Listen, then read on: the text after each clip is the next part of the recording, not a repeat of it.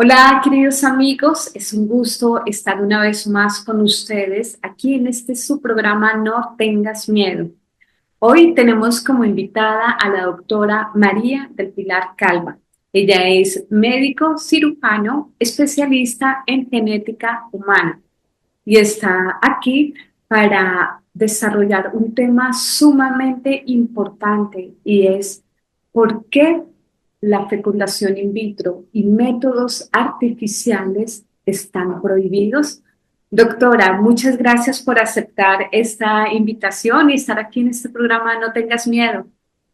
Al contrario, muchas gracias, Ana, por la invitación.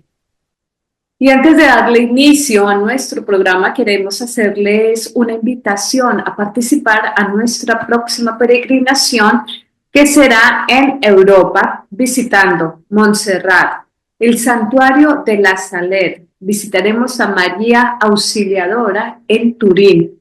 Iremos a Milán, luego iremos a Alemania, donde estaremos en Colonia.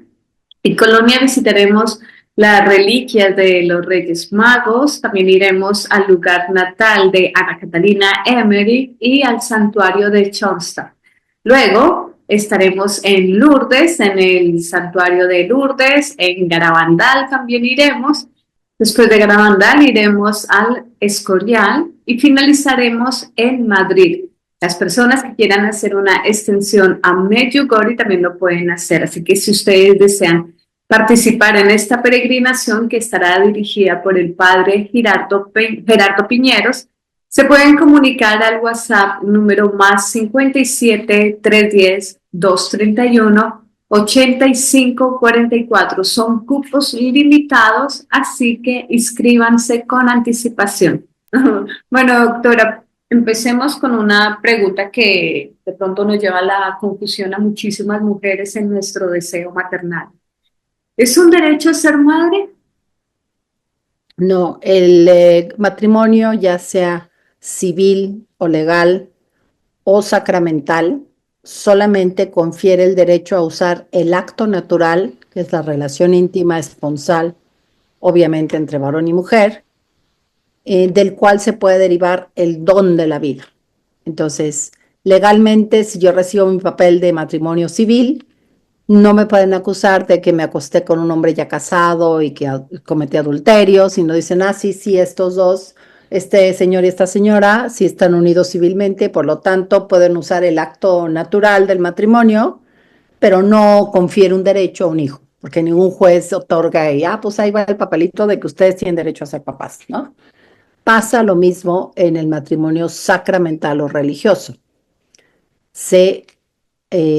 Con el sacramento es bendecido por Dios el acto de unión entre esposo y esposa, pero Dios no da un derecho a los hijos. El hijo es el fruto de la entrega en cuerpo y alma de un esposo y una esposa.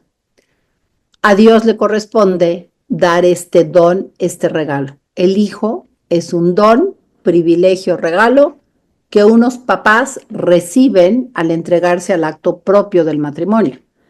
Si hubiera una relación entre un varón y una mujer que no fuera sin compromiso matrimonial, sin sacramento, por egoísmo, incluso tan duro como una violación o la utilización de un chico o una chica o viceversa, o el abuso, si están en su etapa fértil ella, pues como fruto biológico de esa donación, se van a encontrar los gametos, se van a unir y Dios infundirá un alma.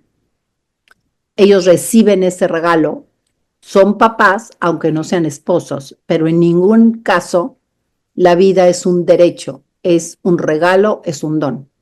Así es.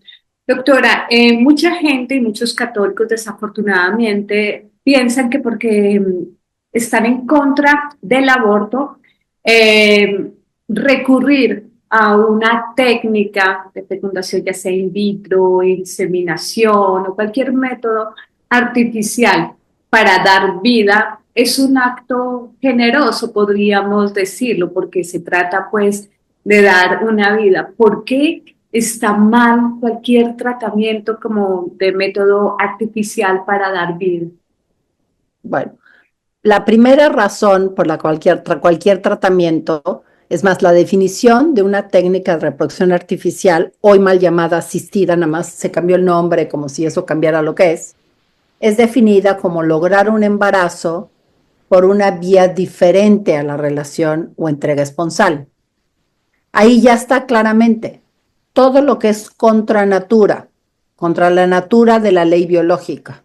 Solamente se pueden encontrar en el tercio externo de la trompa de falopio un óvulo y el espermatozoide cuando el esposo ha depositado en un acto de inmenso amor en el cuerpo de su esposa millones de espermatozoides, cientos de millones que desde ahí nadan. Entonces, todo lo que sustituya el acto esponsal por un acto técnico es contra natura. Hay dos grandes grupos de técnicas, las de fecundación intracorpórea o baja complejidad. El principal exponente es la inseminación artificial. Allí el hombre de manera aislada, por masturbación, obtiene semen, se prepara en el laboratorio, se mete en una jeringa y llega al cuerpo de una mujer por un jeringazo. ¿Hubo relación sexual? No.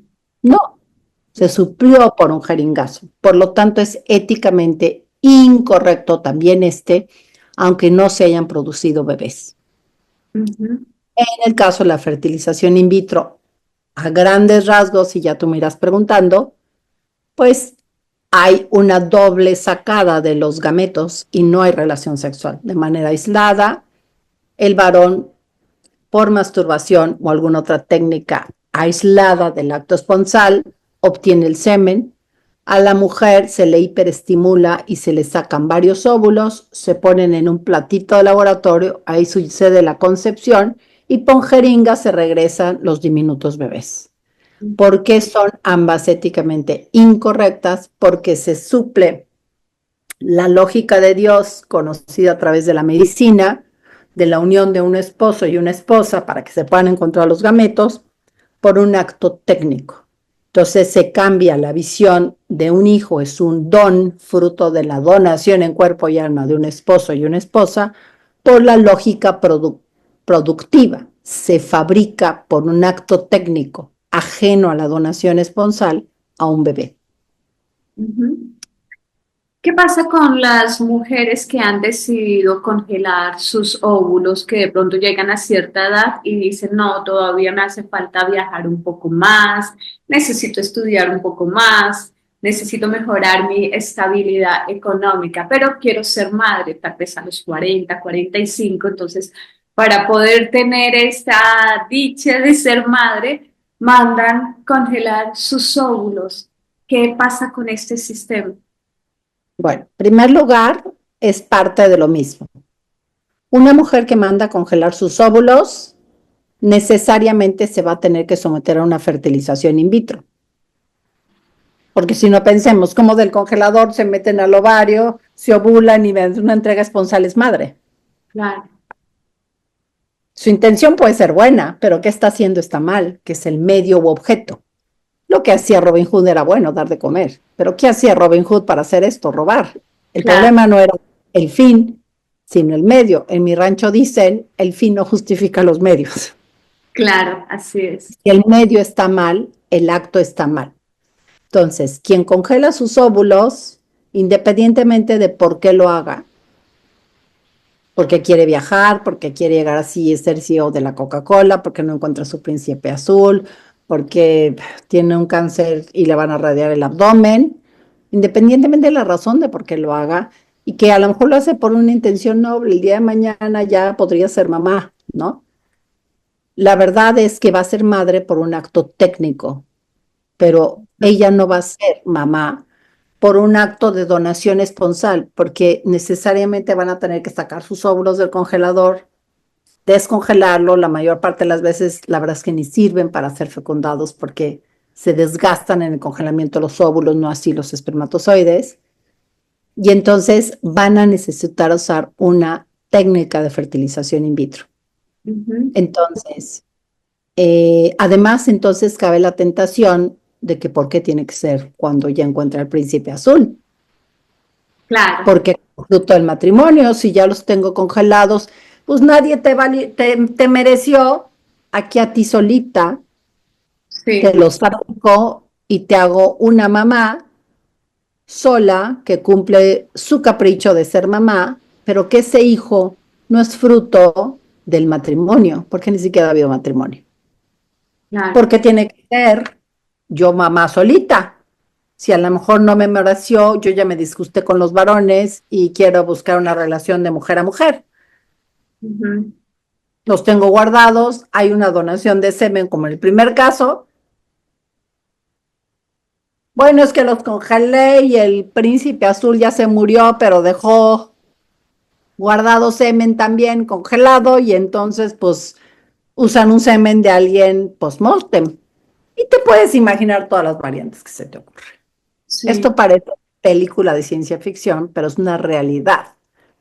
Entonces, el único objetivo de congelar óvulos es al final acabar haciendo una fertilización in vitro, que es la que per se tiene el problema más ético, más grave, que sustituye el acto esponsal por un acto técnico y va teniendo pasos diferentes donde tiene problemas éticos. Si gustas, te puedo explicar cada paso y cuál es el problema. Sí, perfecto. Muy bien. En la fertilización in vitro es una de las técnicas que se llama extracorpóreas porque la fecundación es fuera del cuerpo de la mamá, o como esas técnicas primero se usaban en la ganadería, las definen como fuera del cuerpo de la hembra, porque esto ya se hacía en la ganadería. Por Ujú. eso algunos de la strep-toe, porque le dijeron, qué de grandioso hizo, solo aplicó lo que se hacía con las vacas con la mujer, y tiene toda la razón. O sea, no fue gran descubrimiento, aplicó una técnica de mucho tiempo de las vacas al humano. Claro. Entonces, también se llaman de alta complejidad. Ahí se obtiene el semen por masturbación. Hay otras técnicas, electroestimulación, punción del epidídimo, pero todas son aisladas al acto esponsal. Entonces, puede o no ser haber esposo, puede o no ser el esposo el que da el semen. Y agrava el tema cuando dolores de células sexuales porque hay un adulterio genético. Adulterar quiere sustituir. Cuando a mí me adulteran una bebida, en vez de whisky, un buen whisky que pago, me dan alcohol con la quién sabe qué y el sabor de no sé qué. Y yo digo, oiga, me adulteraron la bebida, me sustituyeron un buen whisky por algo preparado ahí, Claro. ¿sí? Entonces, cuando hay donador de gametos, hay un adulterio no carnal. Cuando Ujú. hay un adulterio carnal, alguien va y se acuesta con alguien que no es su cónyuge y de ahí se deriva el don de la vida. Se sustituye el esposo por alguien más que se acostó con esta señora. Cuando hay donación de gametos, sobre todo de espermatozoides, no hay el acto carnal, pero el esposo no da el semen, lo da un donador. Hay Ujú. un adulterio genético. El hijo no es hijo biológico del que dio el semen, porque uno reconoce un hijo porque comparte el 50% del material de herencia. Entonces hay un adulterio genético, lo cual éticamente tiene un grave problema y además puede acarrear serios problemas jurídicos y psicológicos, ¿sí? Entonces, aisladamente, el hombre obtiene su semen. Por otro lado, a una mujer que se le pide que sí esté ovulando. Para que una mujer se someta a un proceso artificial, tanto inseminación como fertilización, se le hacen estudios, sobre todo ultrasonidos, para demostrar que está ovulando. Si no está ovulando, le dicen, vamos a usar un donadora de gametos. Problema, cuando yo dejo unos óvulos congelados, ahí están en un laboratorio. ¿Cómo me aseguro que los usan para mí, no para alguien más? Yo ahora empiezo a tener pruebas para demostrar maternidad, ver que efectivamente comparte el 50% con se supone que es la mamá biológica. Ujú. Pues cuando alguien deja óvulos congelados, siempre existe ese riesgo con dolo o sin dolo, Claro. ¿sí? Entonces, a la mujer que sí ovula, su ovario está cumpliendo la función de ovular. Un ovario es sano cuando ovula. Ujú. Mala medicina hacer que un ovario no ovule, que es el caso de los anticonceptivos hormonales. Es mala medicina porque el ovario es un órgano que tiene la función de ovular y de producir hormonas femeninas. Cuando una mujer ya ovula, también la estimulan ¿Por qué si ya está ovulando? Porque lo en realidad la hiperestimulan o la sobreestimulan porque no quieren capturar un solo óvulo. Ujú. Por especie, nosotros, los perritos, los elefantes, los delfines, ovulamos de uno en uno. Rarísimo dos, rarísimo tres. Y aquí la ponen a ovular como perrita. Ujú. Ovulan 8 o 10 óvulos y tienen de 8 a 10 crías al mismo tiempo. Ya ahí hay un problema ético, ponerla a hiperestimular y una factura médica que puede suceder porque la sobreestimulación, que es una nueva explotación de la mujer, hay este grupo que se llama exploitation, una nueva forma de explotar a la mujer a través de hiperestimularla y capturar óvulos a lo mejor para otras, para alguien más, que si hay dinero, que si no hay dinero y un desastre, ¿sí? Claro. ¿Para qué? Porque capturan 8 a 10. La captura, por cierto, es un proceso ciego, Ana. Ellos nada más, la ovulación, si la ven en un video, es como la explosión de un volcán. Entonces explota un volcancito en el ovario, sale la lava, que es líquido folicular, adentro están contenido habitualmente un solo óvulo y captan con una jeringa, chupan el líquido folicular. Ese líquido puede traer 1, 3, 10, 20 o 30. Tengo mujeres que me han consultado por captura de 30. Esos 10 óvulos, pero pueden ser 30 o pueden ser 3, se ponen en un platito de laboratorio que tiene un medio de cultivo, es decir, nutrientes, que se mantiene en una estufita a la temperatura de la mamá, 36, 37 grados, para simular lo más posible las condiciones maternas, y se ponen los 10 óvulos. Los óvulos son células sexuales, pero que no es bueno donar porque potencialmente se pueden convertir en mis hijos. En cambio, mis células de la sangre siempre van a seguir siendo células de sangre. No. Y se ponen aproximadamente 100,000 espermatozoides del propio esposo o del donador, hay variantes, y por cada óvulo. Entonces pongamos que ponen 1,000,000 de espermatozoides en un platito, medio de cultivo, 10 óvulos, 1,000,000 de espermatozoides que nadan de aquí a acá. Pues no es que necesiten nadar muy bien los espermatozoides, pero no van a nadar como de manera natural desde la vagina hasta el tercio externo en la trompa de falopio. Entonces, cuando las técnicas dicen son eficaces en el 98.5%, es en este momento. Si yo tengo 10 óvulos y tengo 98.5% de posibilidades de que se fecunden, una vez fecundado, unido el óvulo y el espermatozoide por evidencias genéticas, ya es un nuevo individuo humano, esta persona en concreto, varón o mujer, con sus características, diferente a la madre y al padre, 50% parecía la genética, pero es una genética entre sexallón de posibilidades que orquesta un desarrollo autónomo, ininterrumpido, todas las evidencias del Estatuto Humano del Embrión, que es ciencia, y entonces se forman 98% de hijitos, que son 10 hijitos. Si tomaron 30, se forman 30 bebecitos. Si se tomaron 20, se forman 20 hijitos. Eso hay que tenerlo muy claro. Lo que se llama óvulo fecundado, huevo fecundado o cigoto es un nuevo ser humano en sus primeras 24 horas de existencia cuando su cuerpecito solamente tiene un cuerpo de una sola célula, pero que ya tiene todo definido de qué es un individuo humano. Es decir, todos fuimos un ser humano con un cuerpo de una sola célula bien redondito en las primeras 24 horas de nuestra existencia. A veces volvemos a tener en la vida un cuerpo bien redondito, pero ya es de trillones de células, pero todos lo tuvimos aquí. Lo dejan, lo ven desarrollarse, ahí es donde por primera vez ven, pero ya que se unieron y ven, ay, pues hay 20, ay, pues hay 30, ay, pues hay 10.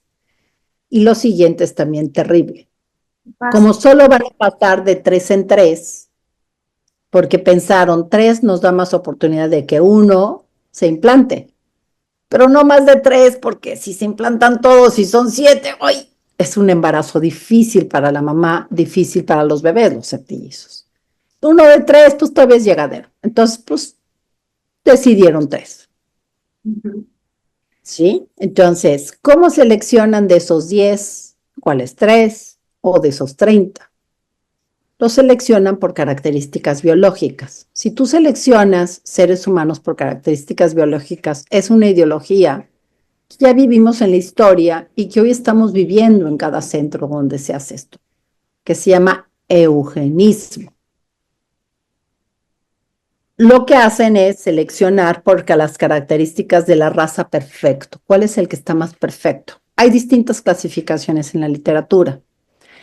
Una de ellas clasifica por cómo está la membrana celular, la membrana nuclear en 4 estadios. Entonces, pues, el perfecto de estadio 1, be my guest, es el primero que pasamos.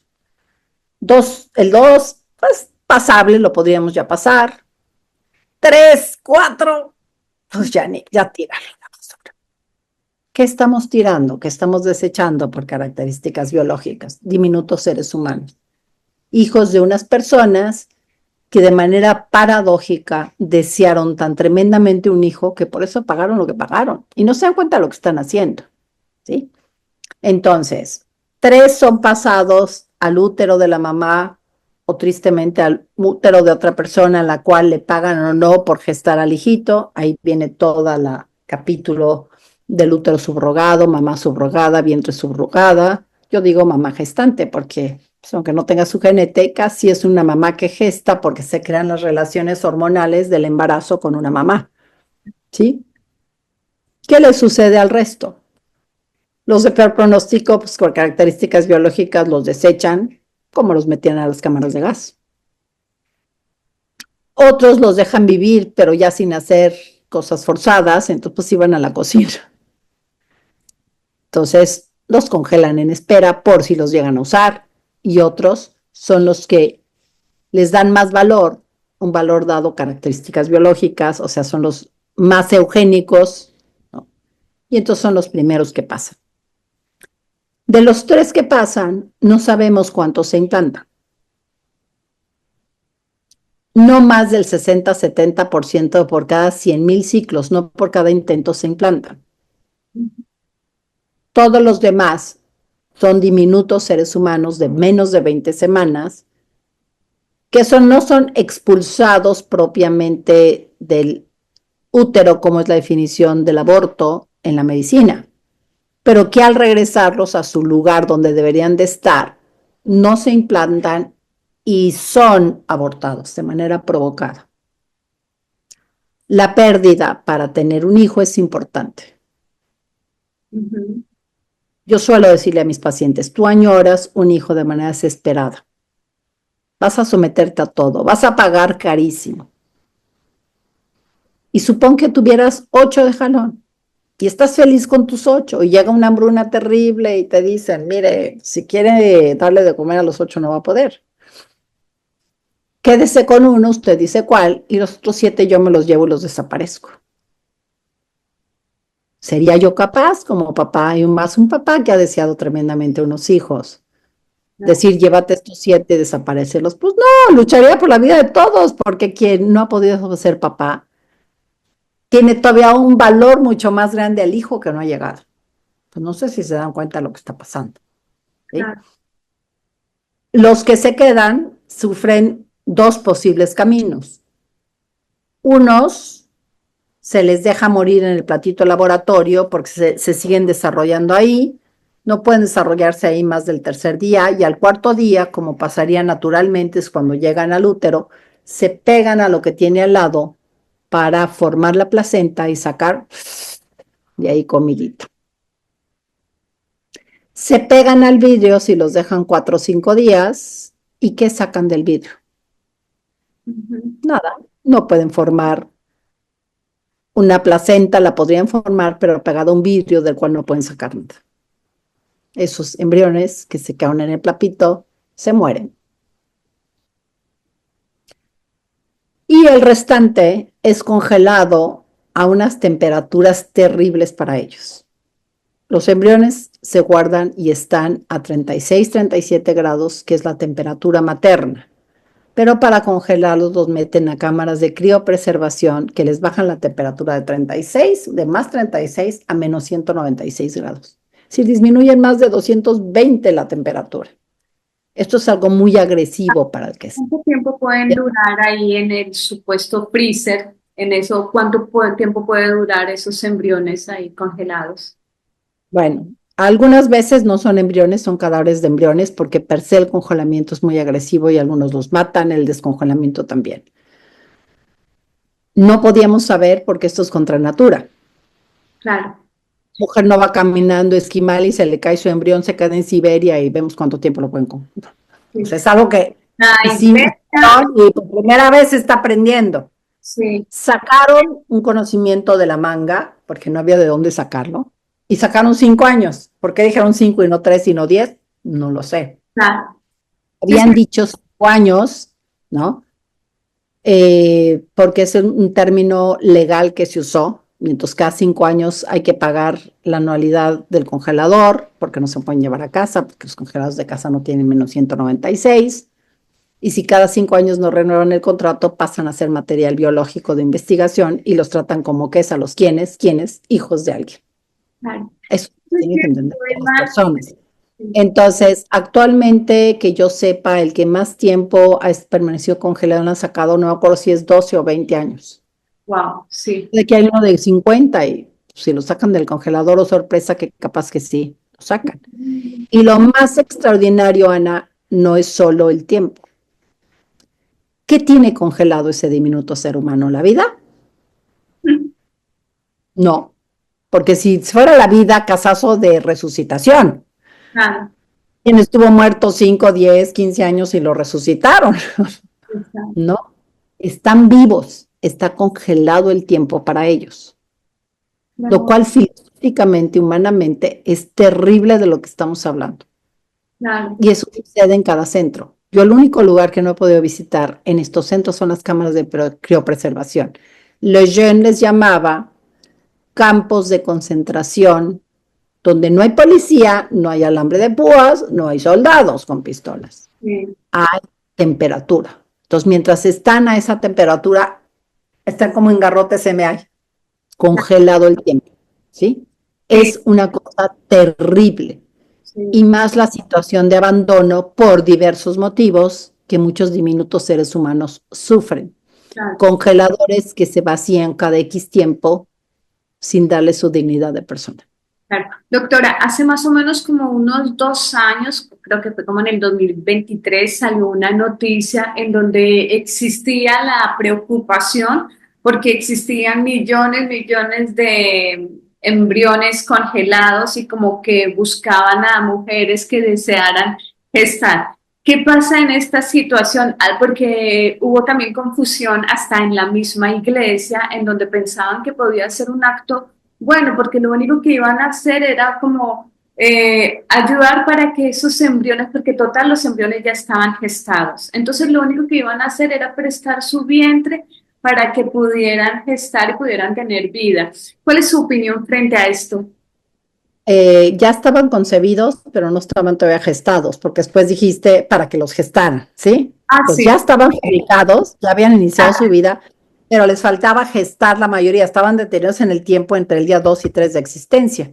Un embarazo dura 266 días, les faltaba 233 días de gestación para ser muy exacto.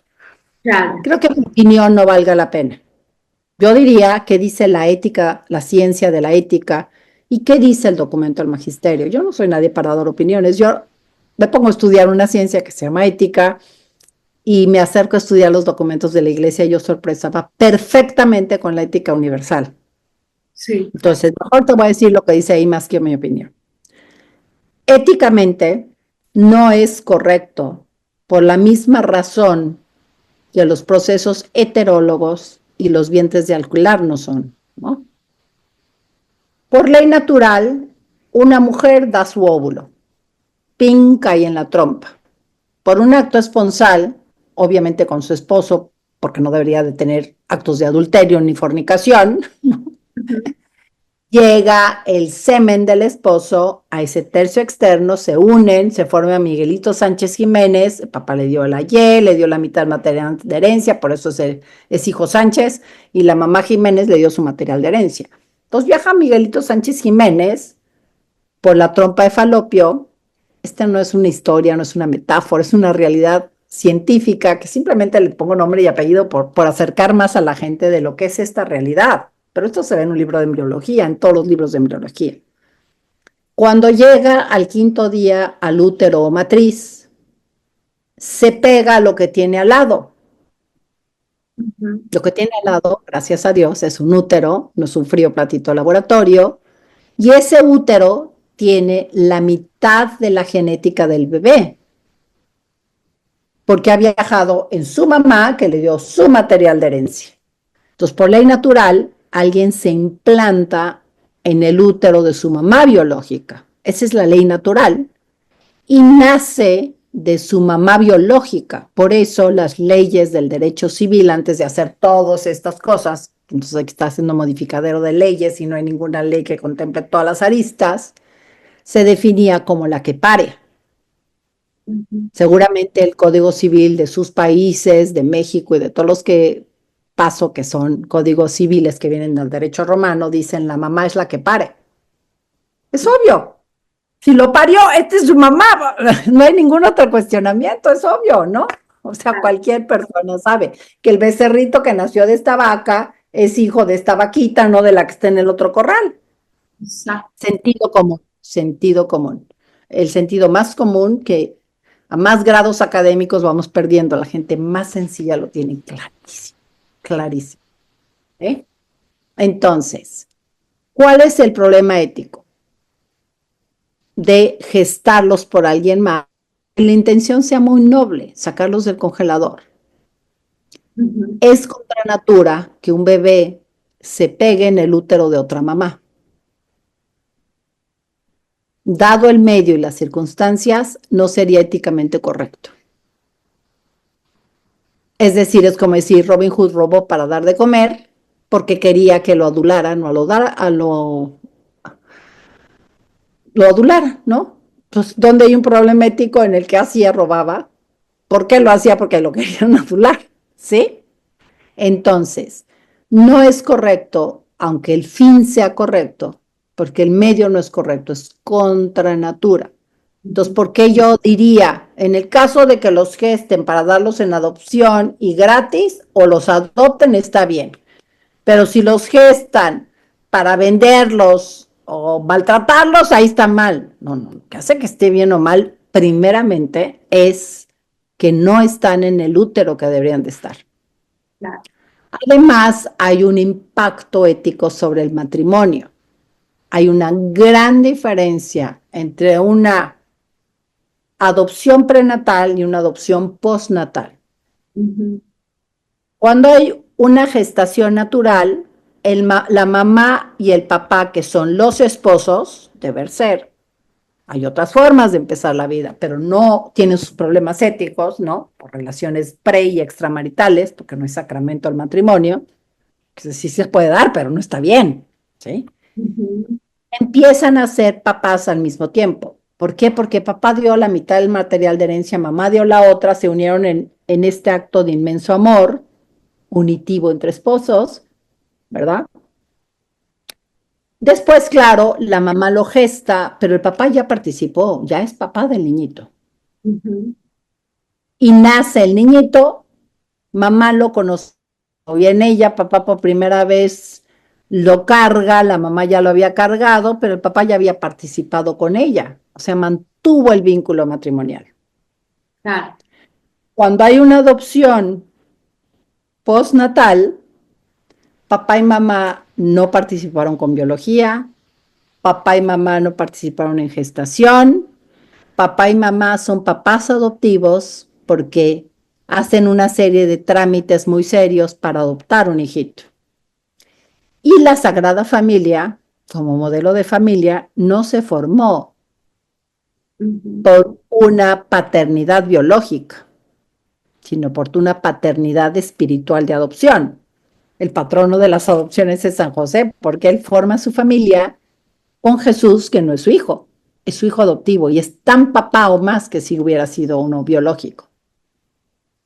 Interesante, ¿no? Entonces, unos papás empiezan a ser papás juntos como matrimonio porque ninguno de los dos ha participado en nada.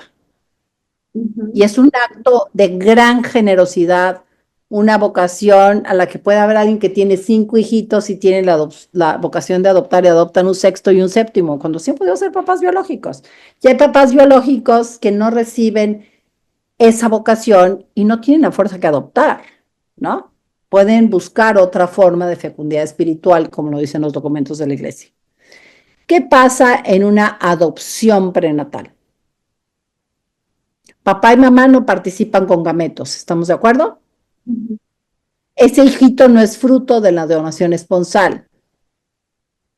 Por un acto aislado de su donación esponsal, se toma en fresco de los que sobraron en el laboratorio, se descongela, se pone en una cánula y se mete adentro de la mamá. Sí. No es fruto de la donación esponsal, no empiezan a ser papás al mismo tiempo, no aportaron material de herencia a ellos, Ah, pero la mamá empieza a ser mamá gestante. ya.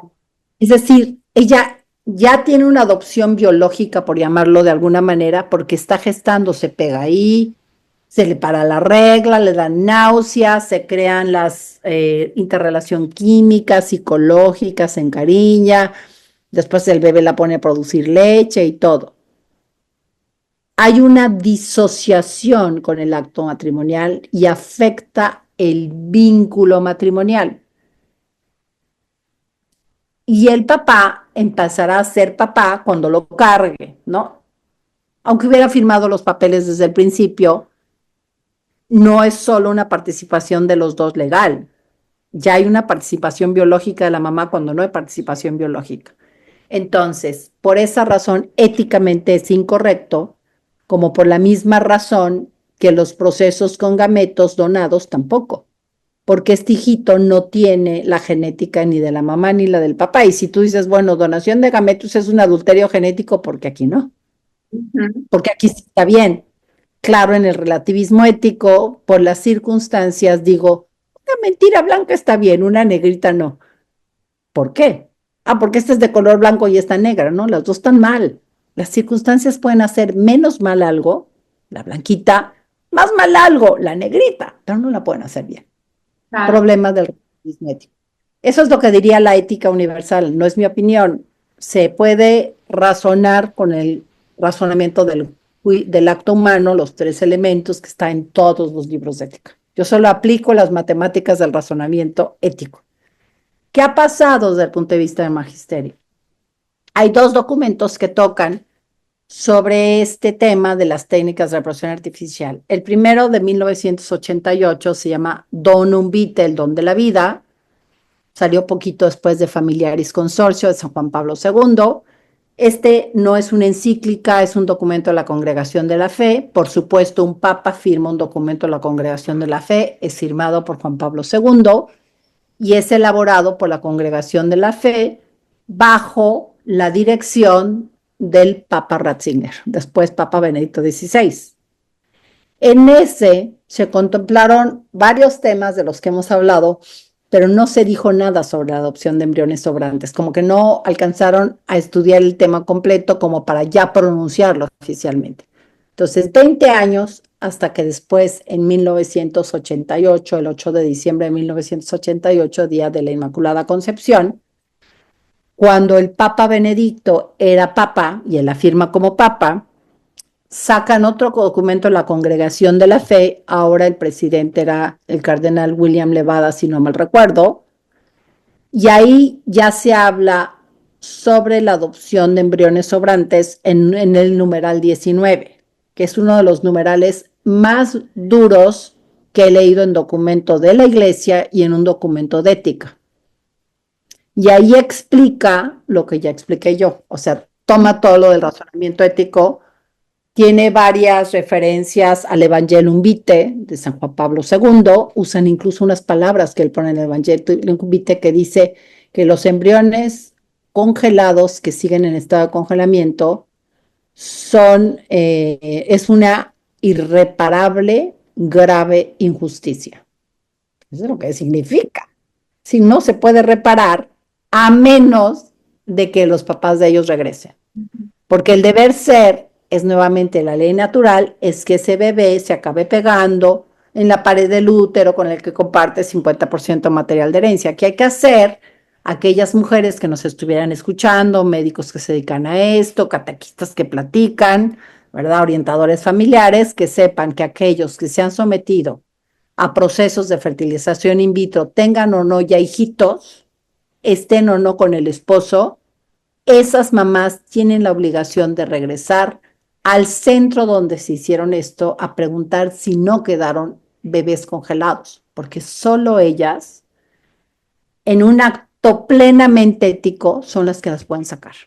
Y mientras no lo saquen, están en un campo de concentración y pueden ser tan mal utilizados como ser reducidos a material de investigación, usarlos para obtener productos que interesan a otros, me refiero por ejemplo a las células madre de tipo embrionario, ser vendidos para otros matrimonios o para otras personas que esperamos que los quieran mucho y no los usen para otra cosa.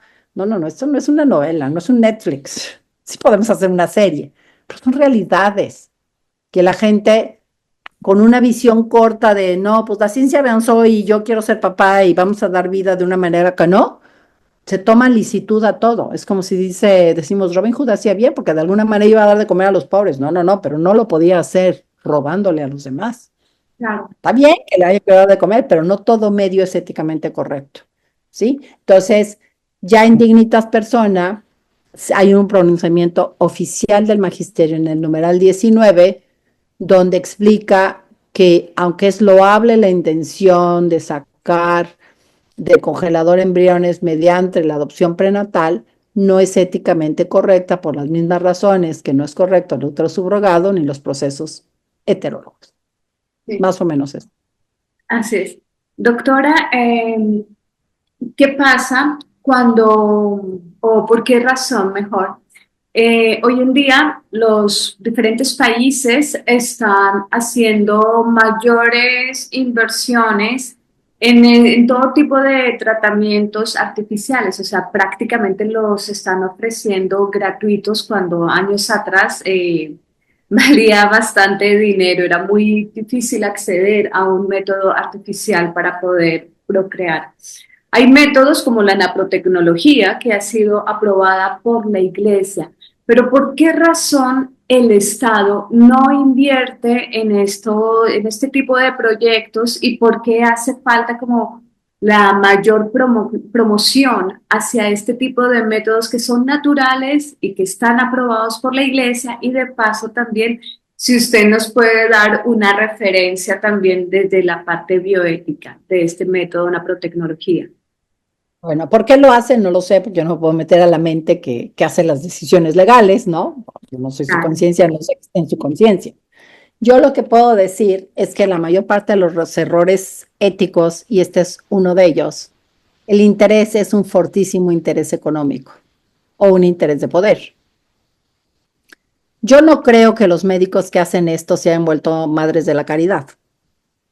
Ujú. Yo creo que no los paga a lo mejor el paciente. En México siguen siendo muy costosos, la seguridad social no los incluye y prácticamente los seguros no los cubren. No dudo que vaya a otros países que sí, pero seguramente alguna compensación económica hacen por estos o a lo mejor algunos doctores hacen su voluntariado, su apostolado ahí. No lo sé, ¿no? Pero habitualmente sí hay cantidades de dinero. Hemos perdido el quehacer de la ciencia. Es como si yo dijera, ahora ya hay teletones o centros de rehabilitación para los niños que quedan con secuelas de polio, ya no los vacunen. ¿Para qué previenen? Ujú. Están re bonitos los centros, tienen unas barritas y se les ponen ahí unas prótesis y los podemos rehabilitar para que caminen. Entonces estás viendo con cara de, ya se les zafó a la doctora. ¿Cómo de que no vacunen y váyanlos a rehabilitar? ¿No? Claro. Siempre la medicina tiene que ser preventiva. La Ujú. mejor visita es la que hace uno al doctor para no quedarme ciego, no quedarme cuadripléjico, no tener una hemorragia porque soy hipertenso y me previenen para no llegar a ese momento. Si Claro. desafortunadamente con o sin prevención de hipertensión llego a este momento, pues tendrán que rehabilitarme cuando quede sin poder mover mi cuerpecito, sin poder hablar, a ver qué tanto logran. Pero nunca cubres la prevención con una rehabilitación. Ya. Nada Ujú. más me voy a ir a un punto. La primera causa por la cual acceden a la fertilización in vitro es porque las trompas están tapadas. Mm. Indicación médica. Puede ser que alguien acceda porque le da flojera, porque no encontró galán, o otras. No, pero estoy hablando de las razones médicas. Entonces, cuando las trompas están tapadas y lastimadas, no puede llevarse a cabo ahí ni el paso de los gametos, ni el inicio de la vida, ni la viajada al regresar al útero. Y se suplen por algo que se hace para suplir la trompa por un platito de laboratorio y regresarlo directamente al útero, propio o de otra mujer. Sí. Lo que hace eso. Las trompas de esas mujeres se formaron sanas. Sí puede haber genesia de trompas, pero es una malformación tan rara que yo como genetista creo que he visto 1 o 2 casos en mi vida. Todas nuestras niñitas, bebecitas, niñitas, nacen con trompas sanas. Ujú. La trompa es un órgano maravilloso que tenemos que explicar a la mujer. No es un tubo, es un órgano que se mueve hacia afuera, en una época por hormonas, hacia adentro en la otra, llevando al bebecito, no solo como un músculo, pelitos, micropelitos. Fascinante. Y se echan a perder porque tienen enfermedades, hoy ya no se quieren llamar venéreas, dicen que por respeto a Venus, no sé. Pues eso me dijeron mis alumnos de medicina, les llaman enfermedades de transmisión sexual o infecciones, así que infeccióncita. Todas las enfermedades venéreas causan, de acuerdo al libro de medicina, enfermedad inflamatoria pélvica, todo se inflama por adentro. Ujú.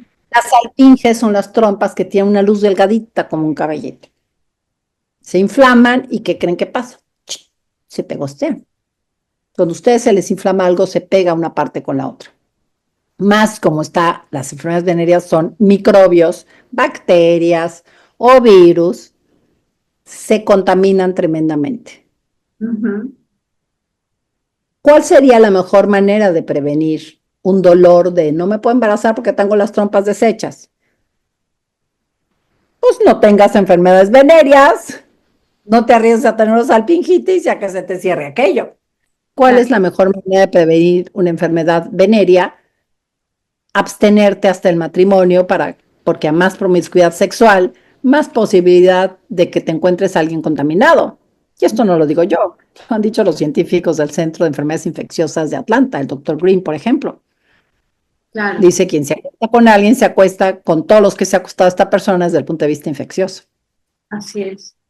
Y la fidelidad después, si un matrimonio es fiel, el mundo se puede caer de enfermedades venéreas, entre ellos, si no están contagiados y solo tienen relaciones entre ellos, hay unas ventajas médicas de la castidad y la fidelidad, además de una gran ventaja ética y desde el punto de vista católico de no estar pecando.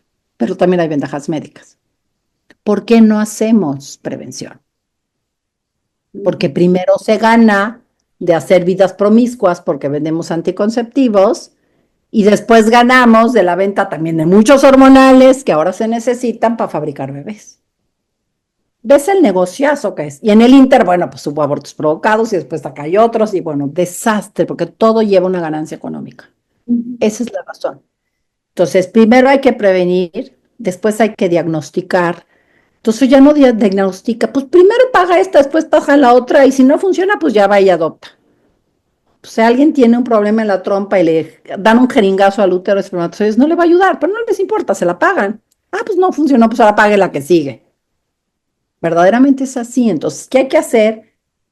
Hacer un estudio para estudiar, por ejemplo, las trompas, la salpingografía, se usa mucho en la NAPRO, hay veces que se destapa la trompa nada más con el estudio. Ay, es que es muy doloroso. Pues a ver, los estudios yo no los hago porque sea divertido, sino porque son necesarios, ¿no?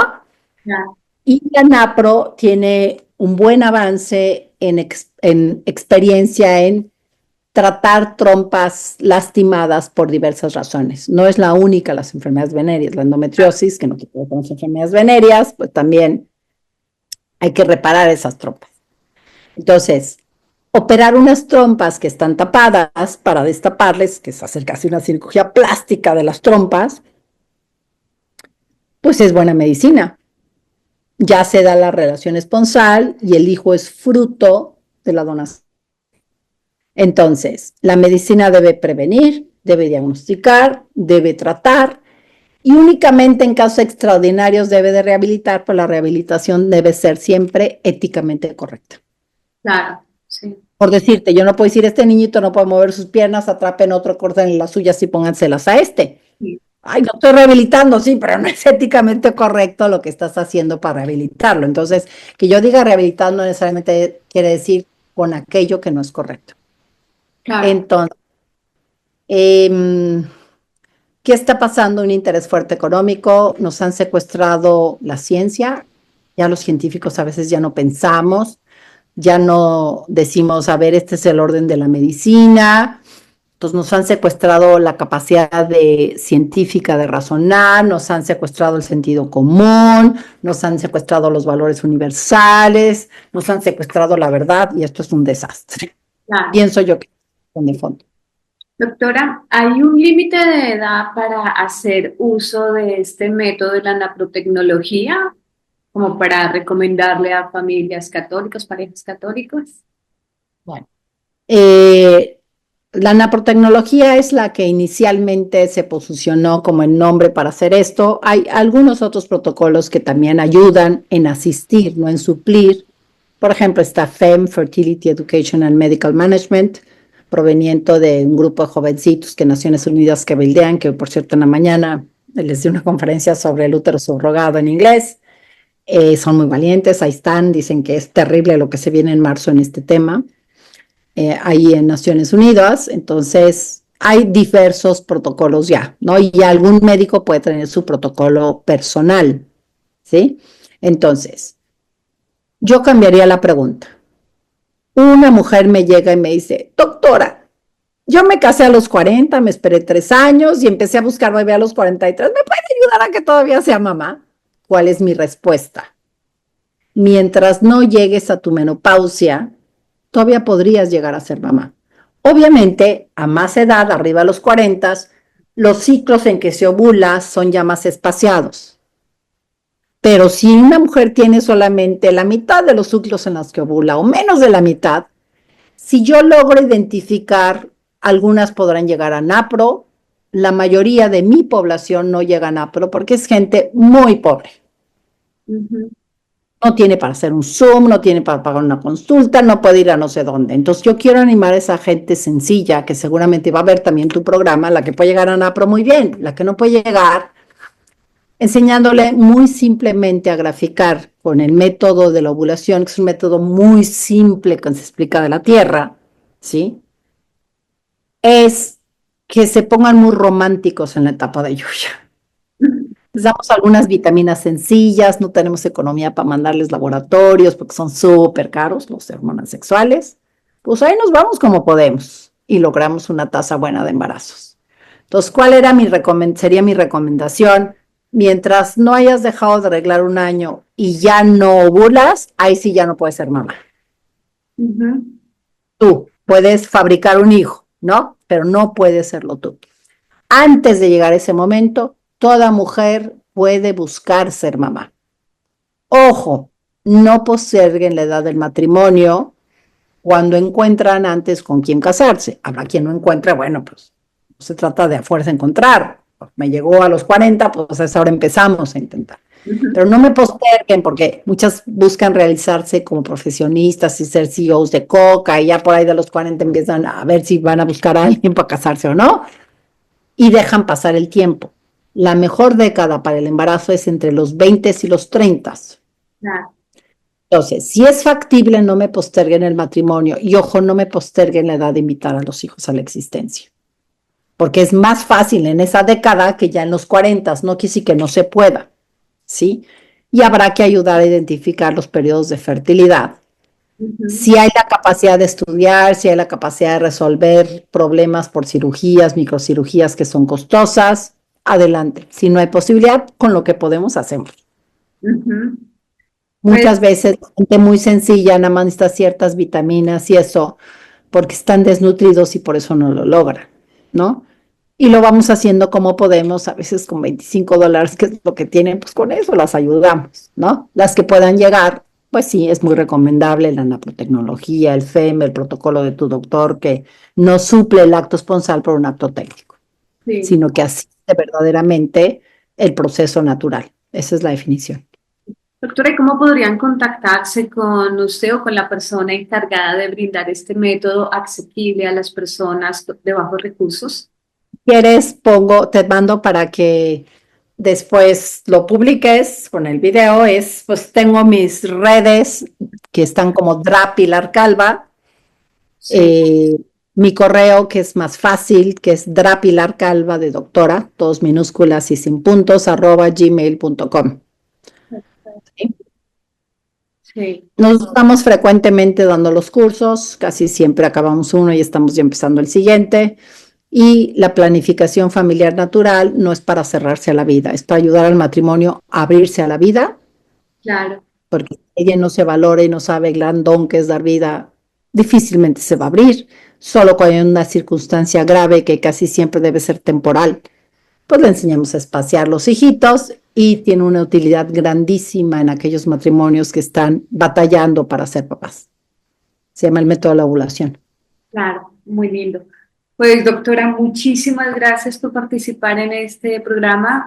Nos ha dejado a mí personalmente, me ha dejado muchísimas enseñanzas. Gracias por guiarme en la entrevista, por todas las correcciones y gracias por de verdad enseñarme tantas cosas que aunque deberíamos saberlo, muchas veces no nos preocupamos por interiorizarnos en este tema tan importante, tan fundamental y tan necesario para hoy en día como es dar la vida.